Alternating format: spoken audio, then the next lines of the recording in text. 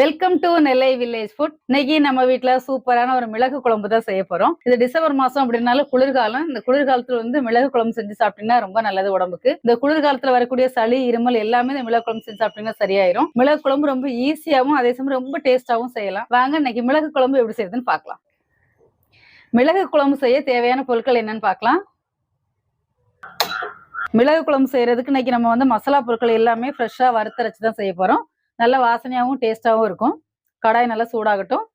மசாலா பொருட்கள் எல்லாமே வறுக்கிறதுக்காக ஒரு 2 ஸ்பூன் எண்ணெய் ஊற்றிடலாம்.